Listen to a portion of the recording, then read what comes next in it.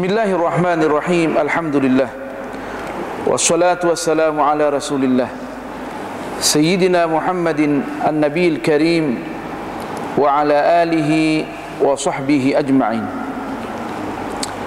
Amma ba'du, fa inna asdaqal hadithi kitabullah wa khairal hadi hadi Muhammadin sallallahu alaihi wa alihi wa sallam.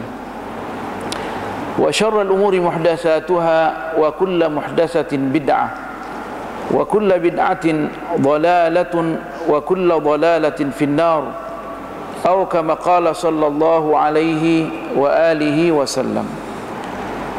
Tuan-tuan, puan-puan yang berbahagia, assalamualaikum warahmatullahi taala wabarakatuh. Segala puji bagi Allah Subhanahu wa taala yang telah mempertemukan kita kembali di majlisil ilm melalui kitab Bulughul Maram yang menceritakan tentang ahaditsil ahkam. Naam, Bulughul Maram yang ditulis oleh Al-Imam Ibn Hajar Al-Asqalani. Mudah-mudahan Allah menjadikan kita orang yang faqih di dalam agama. Naam, supaya kita dalam perjalanan kita menuju kepada Allah adalah perjalanan yang betul dan mendapat derajat yang tinggi di sisi Allah Subhanahu wa taala. Selawat dan taslim kami cucurkan kepada Rasulullah sallallahu alaihi wasallam. Mudah-mudahan dengan selawat ini segala usaha kita dapat diberkati oleh Allah Subhanahu wa taala. Tuan-tuan, puan-puan yang berbahagia, kita masih berada lagi pada Kitabut Taharah, kitab yang menceritakan tentang bagaimana kita ini bersuci dalam masalah nawaqidul wudu. Bab nawaqidul wudu, bab yang menceritakan benda-benda yang membatalkan wudu kita. Pada hadis yang telah lalu diceritakan di antaranya yang membatalkan wudu kita ini adalah bila mana menyentuh perempuan. Nah, meskipun ada beberapa hadis yang mengatakan Rasulullah sallallahu alaihi wasallam selalu keluar daripada masjid mencium salah seorang istrinya dan tidak berwudu. Nah,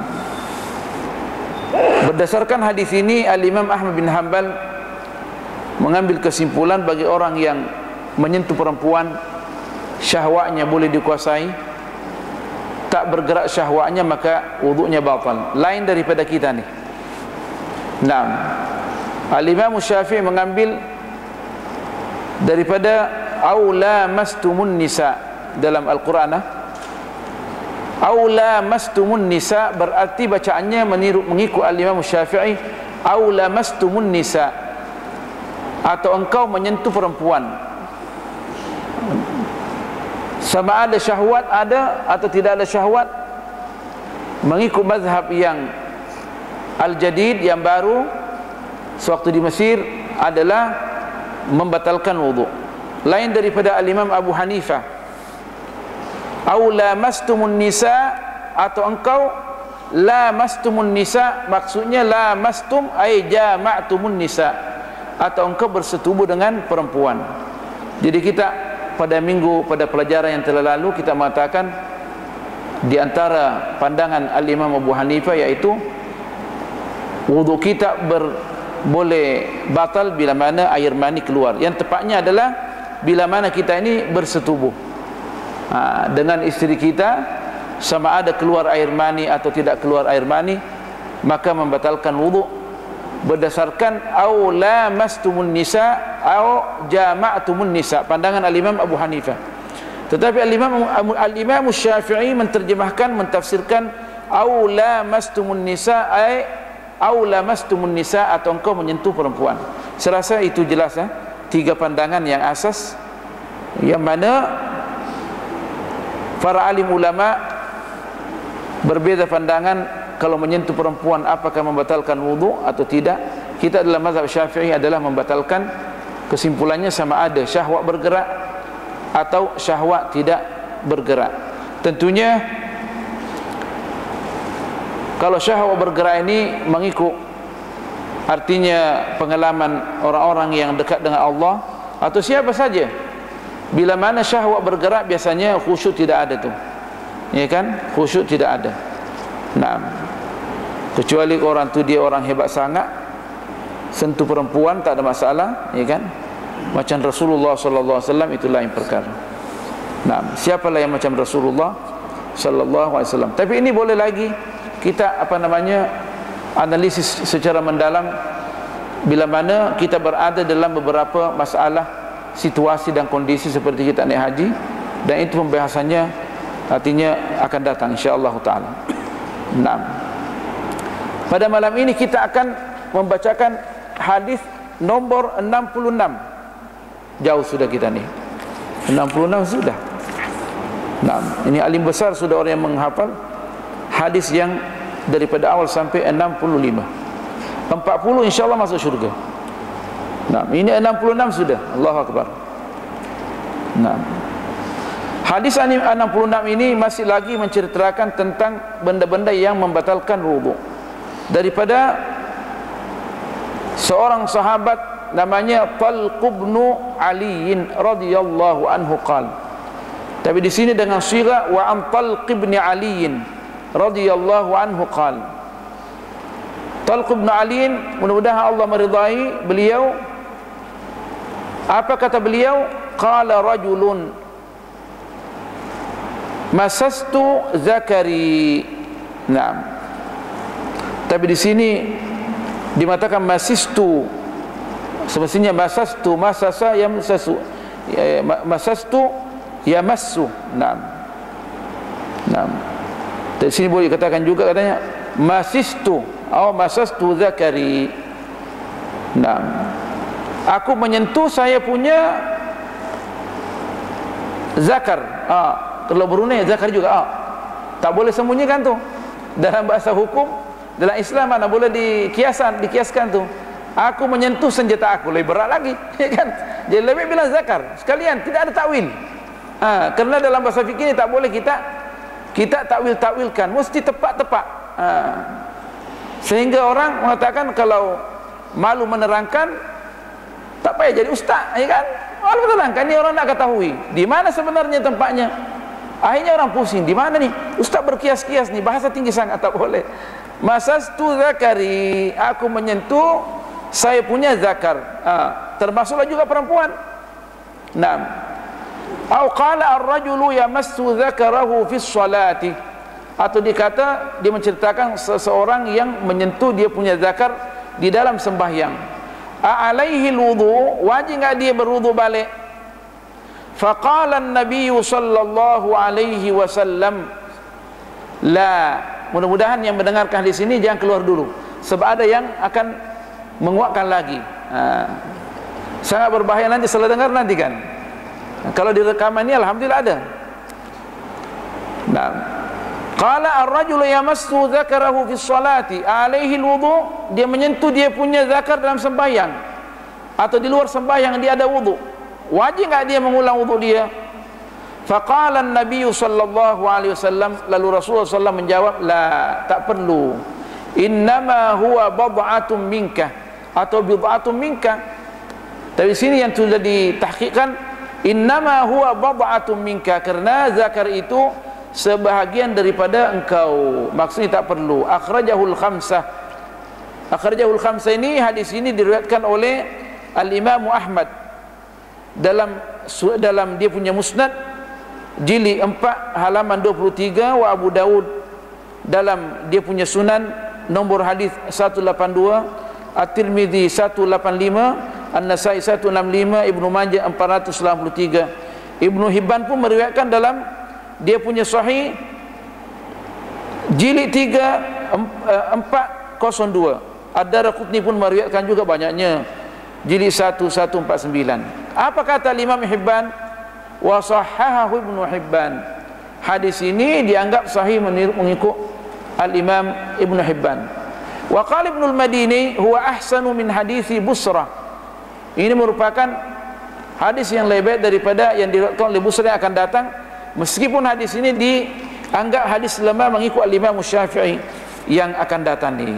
Nah, hadis 67 yang diriwayatkan oleh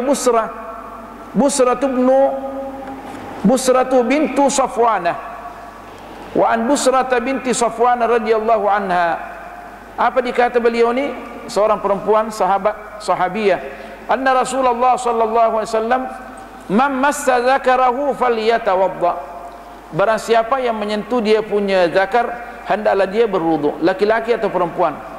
Jadi seakan-akan kalau mazhab Syafi'i yang tadi itu masuklah, ya kan? Atau boleh ditakwilkan lain. Semasa ini mesti dengan tangan ni. Ini telapak tangan ni. Nah, kalau seandainya dengan kaki dia nak tengok, minta maaf ya, ini dalam mazhab fikih. Katanya dia, kata fuqaha, dia nak menyentuh dia punya zakar, dia nak tengok dengan kaki dia. Ada enggak air mazi keluar? Sebab dia muskilah dia, kemungkinan dia dalam waktu dingin, dia susah nak berwuduk. Terpaksa dengan kaki dia atau benda lain dari badan dia, siku dia masalah, dia nak tengok juga, keluar air. Tidak batal wuduk dia kecuali dengan ni. Jadi hebat juga lagi. Kata faqih, ulama mengatakan boleh dia dengan kaki dia. Minta maaf ini serbang ni macam mana bahasanya? Begitu bahasanya. Mesti gitu. Dengan kaki dia tengok, ikan keluar dah enggak mazi atau tak, tadi kenik-kenik isteri dia keluar dah, ikan tersentuh-sentuh dengan ada lapisan, ikan sayang. Jangan jadi kalau nak sembahyang janganlah bersayang-sayang. Lepas sembahyang baru nak sayang-sayanglah, ikan. Jadi nak sentuh kata ulama dengan kaki dia tak apa. Itu dalam mazhab kita. Nanti bilang ini ustaz ni bahaya dia punya ni. Ini bahasa apa? Bahasa seks punya. Tak, itu ini bahasa fikih punya. Seks pun dibahas dalam Islam, tetapi dengan uslub yang bagus, yang cantik. Nah, kalau bukan seks macam mana kita ada? Ya kan? Artinya kita terlalu warak bukan pada tempatnya, bukan itu masalah juga tu. Biar warak pada tempatnya. Nah, sebab Islam pun membahas tentang seks. Bagaimana nak mendatangi isteri kita, bila nak memuaskan isteri kita, semua dibahas dalam Islam ni. Islam ni cantik, Allahu Akbar. Nah, tetapi nak mengganggu isteri orang, mengganggu anak isteri orang, itu bukan cerita, ya kan? Jadi wa an Busrah binti Safwan radhiyallahu anha anna Rasulullah sallallahu alaihi wasallam qala. Tapi kalau orang nak menjelekkan melalui internet, boleh saja diambil kata-kata itu, ia tentang seks, tapi itu dia akan kena balak oleh Allah Subhanahu wa taala bagi orang yang nak menyiarkan fitnah. Nah, boleh saja dia sebutkan tu. Tapi orang-orang yang cerdik mesti dia mendengarkan percakapan itu daripada awal sampai terakhir. Al fitnatu na'imatun fala'natullahi ala man aiqadhaha, kata Rasulullah. Fitnah itu sebenarnya dia tidur saja. Dia tidur atau berpura-pura tidur. Fitnatun fala'natullahi ala man aiqadhaha. Maka Allah melaknat bagi orang yang membangunkan fitnah ini. Fitnah itu dia tidur-tidur saja, malah mati. Bila ambil kesempatan dibangun terus. Nah, jadi Rasulullah sallallahu alaihi wasallam daripada hadis yang diriwayatkan oleh Al-Imam Al-Bukhari, dan dia mengatakan ini hadis yang paling sah. Man massa zakarahu falyatawadda. Barang siapa yang menyentuh dia punya zakar, maka hendaklah dia berwudu. Sama ada lelaki menyentuh dia punya zakar atau perempuan yang menyentuh dia punya farj, maka mestilah dalam mazhab kita ni di Brunei Darussalam wajiblah kita ni berwuduk balik, ya kan? Tapi mestilah dengan telapak tangan kita itu massah, ya kan? Massah tu. Nah, dan ada batasnya tu. Akhrajahul khamsah. Syukur Maulana, barakallahu fiik. Allah Akbar. Kalau dia mengatakan Al-Imam Ibnu Hajar Al-Asqalani akhrajahul khamsah, yaitu diriwayatkan oleh Al-Imam Ahmad, Abu Dawud, At-Tirmidzi, An-Nasai wa Ibnu Majah. Kuat hadis ni. Wa sahahahu At-Tirmidzi wa Ibnu Hibban, dan juga Al-Imam Tirmidzi mengatakan hadis ini sahih. Begitu pula Ibnu Hibban. Apa lagi? Wa qala Al-Bukhari, Al-Imam Bukhari katakan huwa asahhu syai'in fi hadzal bab, ini merupakan hadis yang paling sah dalam masalah ini. Masya-Allah. Banyak lagi takhrijnya di sini, ya kan? Tetapi kita sudah iktimadkan bahwa ini yang pegangan al-Imam Syafi'i. Ya? Wa qala al-Bukhari huwa asahhu syai'in fi hadzal bab, dalam masalah ini menyentuh kita punya zakar atau farj, maka ini hadis yang diiktimad. Jadi seakan-akan hadis yang telah lalu itu dimansuhkan, tapi boleh juga kita boleh kita juga pakai maksudnya bila mana tadi itu kita menyentuh bukan dengan telapak tangan, iya kan? Naam.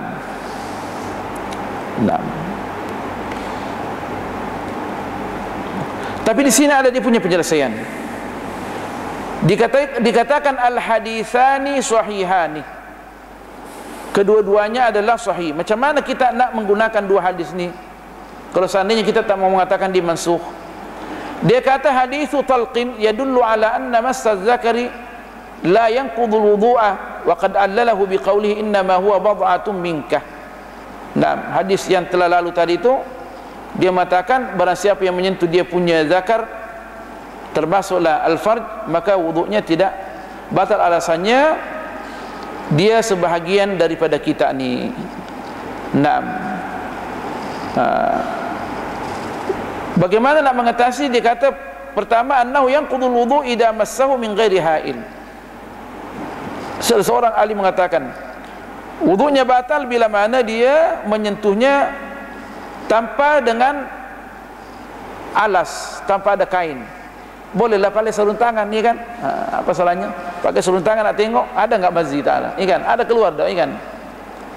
Tapi itu orang sudah paham lah, ni kan? Yang maksudnya ni maksudnya dia pegang dengan telapak tangan dia ni. Naam. Fa in massahu bihailin lam yanqud. Naam, ay lam yunqad.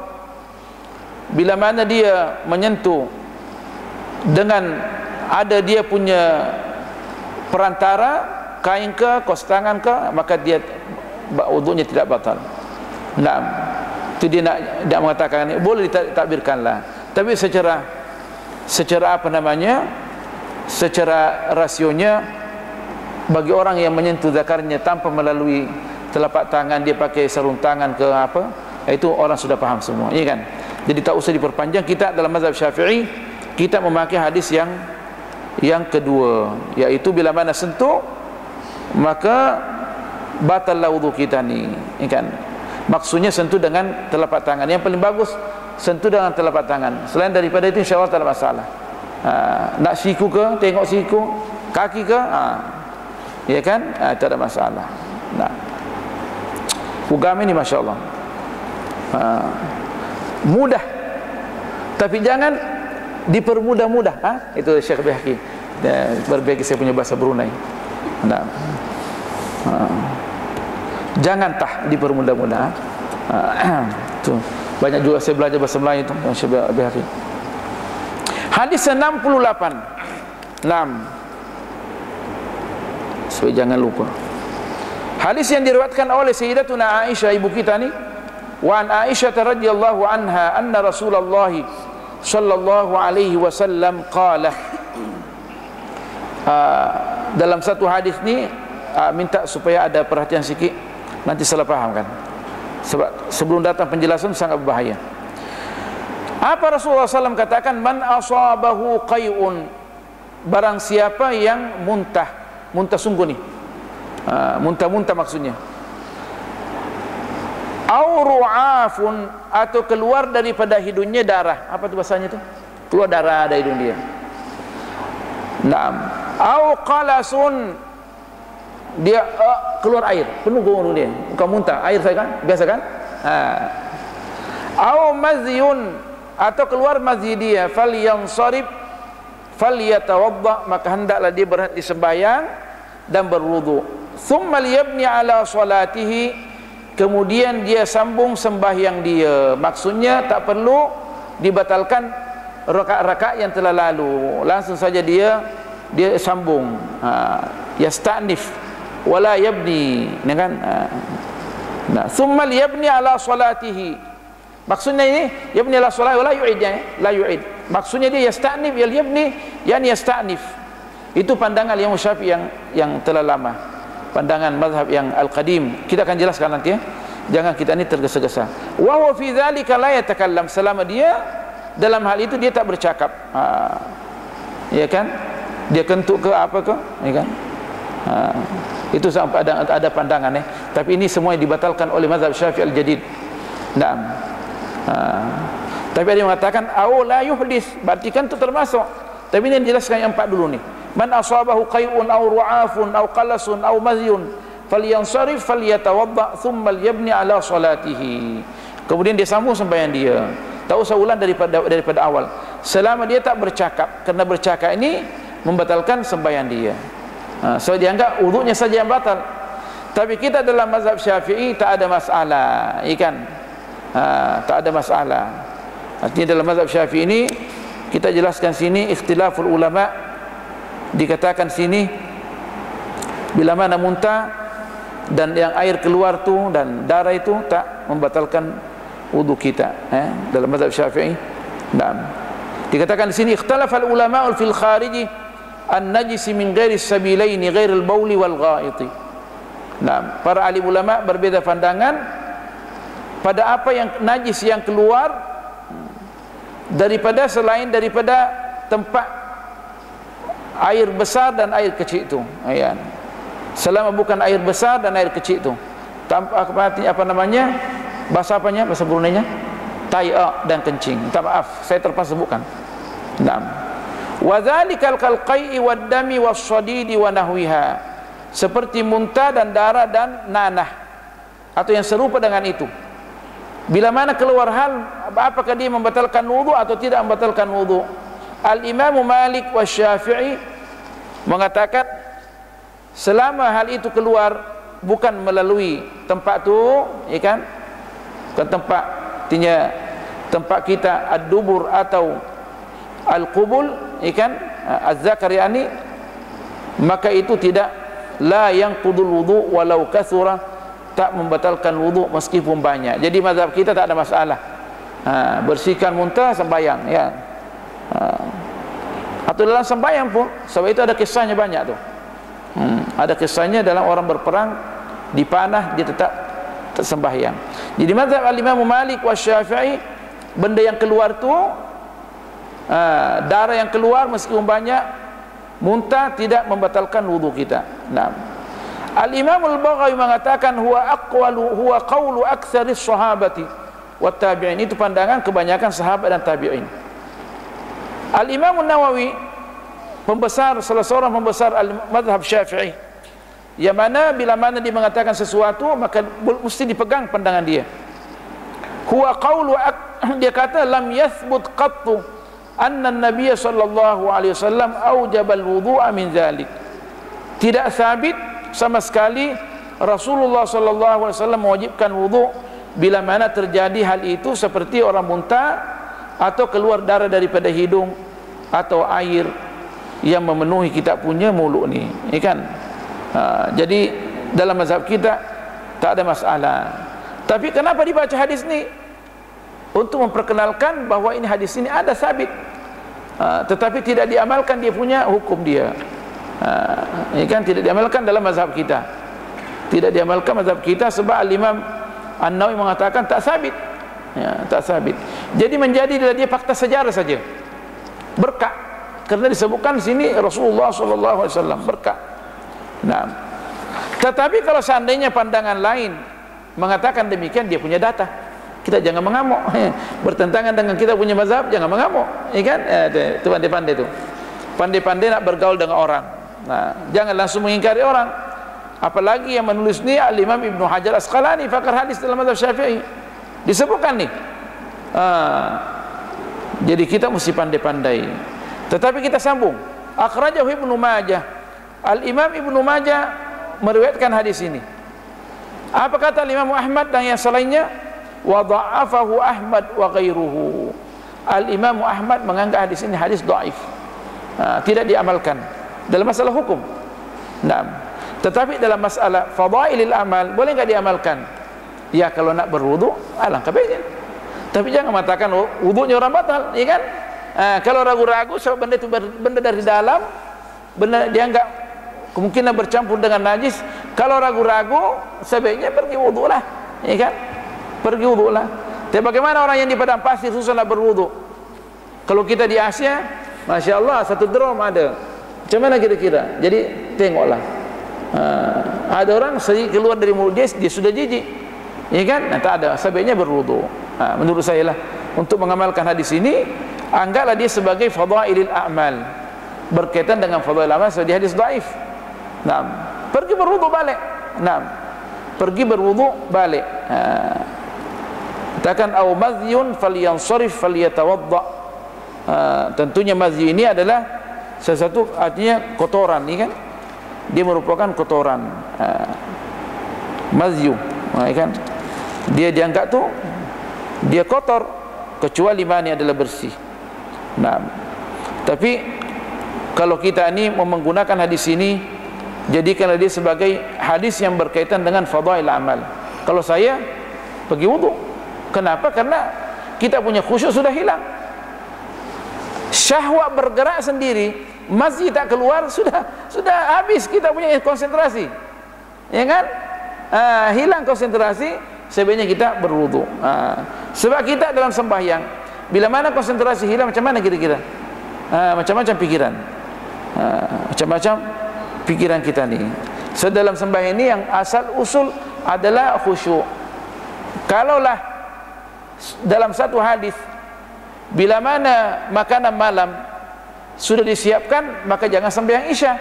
Kenapa? Karena khusyuk akan hilang. Apalagi makanannya sedap-sedap, ya kan? Ada kababnya, ada ini, ada udang, segala. Dia berpikir, siapa yang makan tuh makanan habis, kan? Jadi lebih makan dulu. Makan dulu. Itu dalam hadis kan, makan dulu. Itu dalam makanan. Bagaimana orang melihat istrinya dalam keadaan dia sudah bersolek-solek. Dia tak boleh kontrol diri dia. Bagaimana kira-kira? Jauh lebih mesti dia tangani masalah itu dulu, kemudian dia sembahyang, ya kan? Dan makanya istri mesti tunduk 100%. Dia enggak dosa besar. Bila mana tak melayani suaminya, saya tak boleh sembahyang, tak boleh bikin apa-apa. Ini dalam masalah kita, dalam masalah hubungan antara istri dan suami. Tak boleh menolak kecuali ada alasan kuat. Dosa, dia enggak dosa. Dia mesti melayani suami dia sebab dia tak boleh sembahyang. Nah, dan begitu pula suami, dia mesti melayani isteri dia, supaya yu'atta yu'iffaha, supaya dia tak terjerumus pada benda-benda yang tidak diridhai oleh Allah Subhanahu wa ta'ala. Cantik Islam ni, bukan lelaki saja mau dilayan, perempuan pun mesti dilayan. Kalau tak, boleh minta talak. Bukan semudah itu. Kalau dia melapor di mahkamah, boleh samankan. Itu di beberapa negara barat, kita baca, dia saman. Islam lebih hebat lagi. Islam, tapi kita tak adalah perempuan yang Asia, yang negara lain nak samang suami dia karena dia tidak bersama dengan dia. Apa itu? Memalukan aja, ya kan? Ini di barat ni, disamang suami dia. Coba tengok. Apa kita punya asal usul? Boleh saja. Sebab perempuan bila mana tak dilayang oleh suami, maka boleh, artinya boleh minta cerai. Fatadharuha kal mu'allaqah. Tak boleh, mesti dilayani isteri ni. Semua punya hak. Hebat Islam ni. Nah, itu kan pembahasan seks tu. Tapi Islam membahas. Jadi tak ada masalah. Jadi kalau saya kena begini, muntah ke apakah, ada darah ke, sebaiknya kita ni berwudu balik. Nah, kalau tak berwudu, ya berpegang dengan hadis yang paling kuat tadi itu. Nah, menurut saya kalau kita belajar hadis ni cukup cantik, cukup cantik. Jangan mengganggu orang lain. Kita boleh berinteraksi dengan hadis. Imam Abu Hanifah, Imam Malik, Allah Akbar. Tapi kita senantiasa berpegang teguh dengan mazhab Syafi'i, sebab dia sudah mengumpulkan semua data dan mengambil kesimpulan. Ya. Sekarang kita ambil hadis referensi lain ni supaya kita tak mengada-ngada, tak mengada-ngada. Nah, tak mengada-ngada. Nah, sama semua referensi ini. Nah,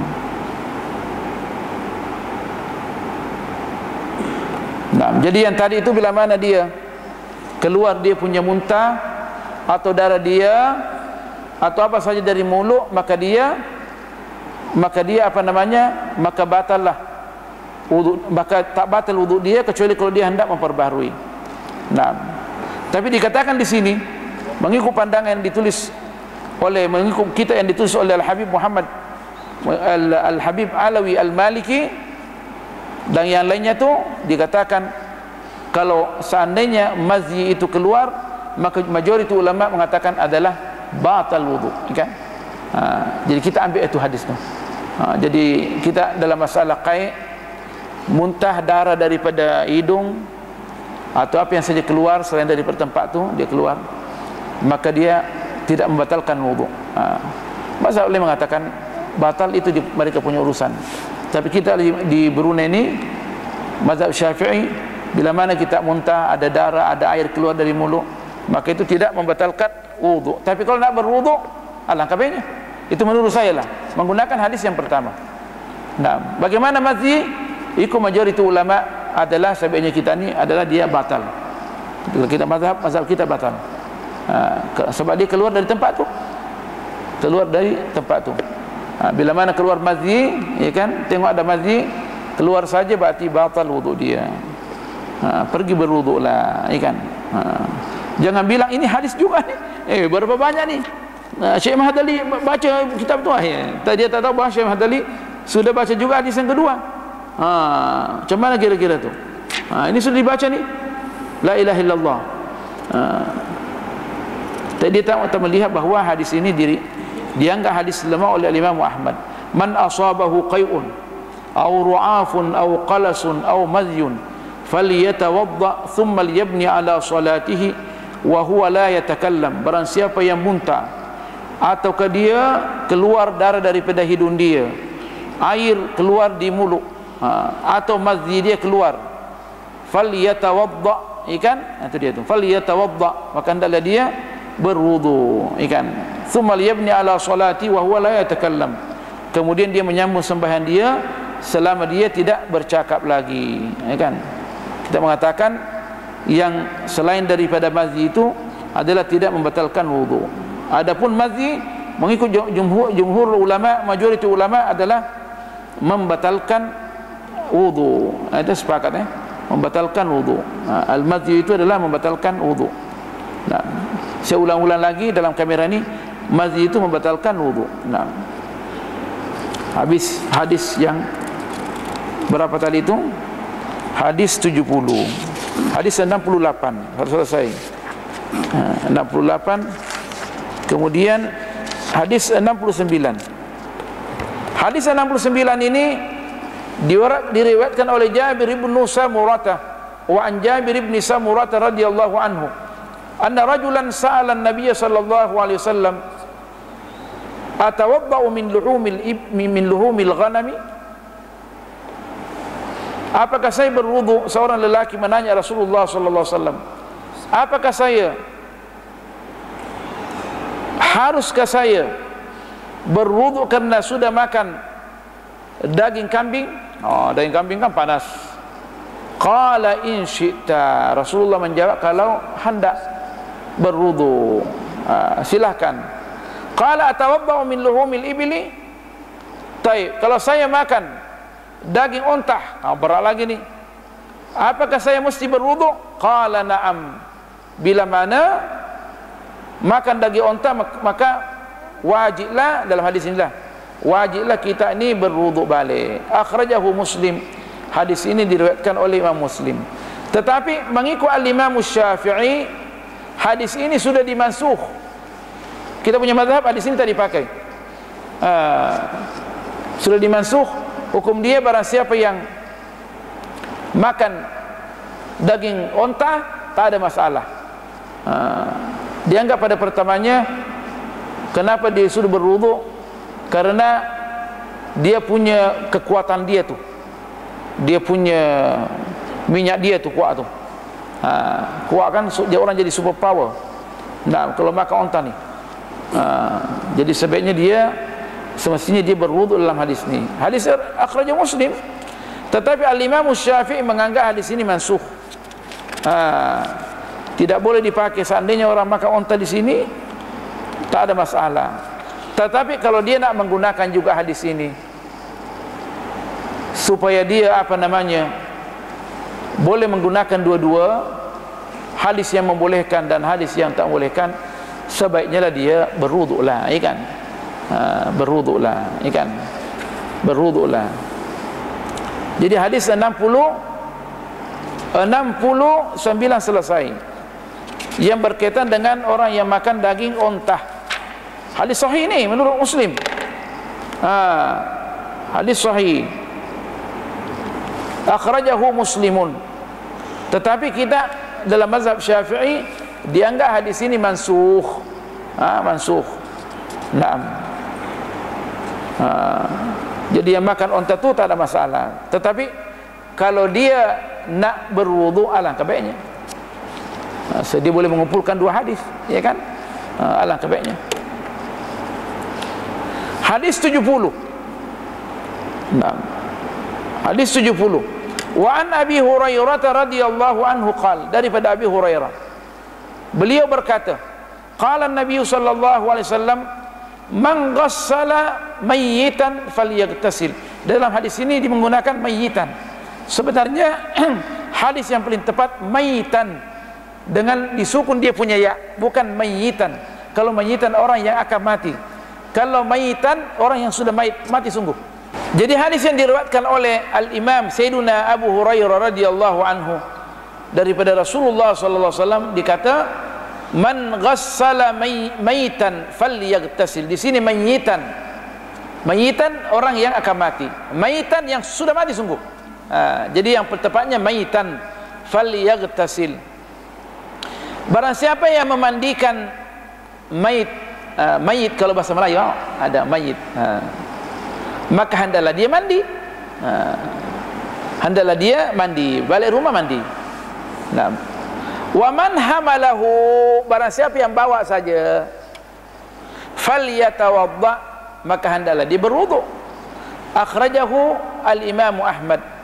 Al-Imam Ahmad telah meriwayatkan hadis ini, begitu pula al-Imam An-Nasa'i wa Tirmidzi wa hasanahu, dan dia menganggap hadis hasan. Tetapi apa kata al-Imam Ahmad? La yasihhu fi hadzal babi syai'un. Tidak ada hadis yang sah dalam masalah ini. Makanya itu dalam mazhab kita, artinya bagi orang yang nak mandi silahkan, bagi orang yang nak wuduk juga silahkan, tidak diwajibkan. Jadi masuk dalam fadailil a'mal. Sebab hukum hakam ini mesti dia punya hadis sahih. Ini dibawa hadis sahih. Apalagi al-Imam Ahmad mengatakan tidak ada hadis, satu hadis yang sah dalam permasalahan ini. Orang yang memandikan mayit, ikan atau membawa mayit, yang memandikan mesti dia mandi juga, dan membawa mesti dia berwudu. Tidak ada hadis sahih. Tapi kita boleh gunakan sebaiknya, ikan sebaiknya orang yang mencucikan mayit ini dia mandi, fadail amal, supaya kita tak buang hadis ni. Bagi orang yang membawa, berwudu balik. Tapi kalau dia tak mandi, bagi orang yang mandikan tak ada masalah, dan dia tidak berwudu tak ada masalah juga, tak ada masalah. Nah, sebab dalam satu hadis dikatakan sebagaimana yang diriwayatkan oleh Sayyiduna Abdullah bin Abbasin, anna Nabiy sallallahu alaihi wasallam, apa dia kata, laisa alaikum fi ghusli maitikum ghuslun idza ghassaltumuhu. Naam, tak wajib bagi engkau sekalian bila mana mencuci mayit kamu, mayit orang mati, tak wajib kita mandi ni bila mana kita mandikan mayit. Apa alasannya? Inna mayitakum yamutu tahiran wa laysa binajisin. Karena orang yang mati daripada kita ini, dia mati dalam keadaan suci, bukan najis. Fahasbukum an taghsilu aydiyakum, cukuplah bagi kamu mencuci tanganmu. Cucilah tangan, ya kan? Cukuplah katanya Rasulullah sallallahu alaihi wasallam. Apa kata al-Imam Hafidh Ibnu Hajar, Al-Hafidh Ibnu Hajar Al-Asqalani? Hadithun hasan. hadis ini adalah hadis hasan, di bawah sedikit daripada sahih. Tapi boleh dikatakan dalam hadis ini annal amra fi hadis Abi Hurairah lin nadbi, ikan. Jadi apa yang dikatakan Abi Hurairah itu, hadisnya mengatakan hendaklah dia mandi, maksudnya disundakkan mandi bagi orang yang sudah mandi. Disundakkan mandi. Ia nak begitu pula berwudu, ikan. Jadi sebaiknya lah, sebaiknya kita ini, artinya kalau kita sudah mandikan, kita mandi. Tidak wajib, dia sunat. Sebab apa? Anak daripada Abdullahi, anak daripada Imam Ahmad meriwayatkan daripada ayah dia lah, daripada ayah dia, daripada Sayyidina Abdullah bin Umar qal kunna nughassilul maitah faminna man yaghtasil wa minna la yaghtasil.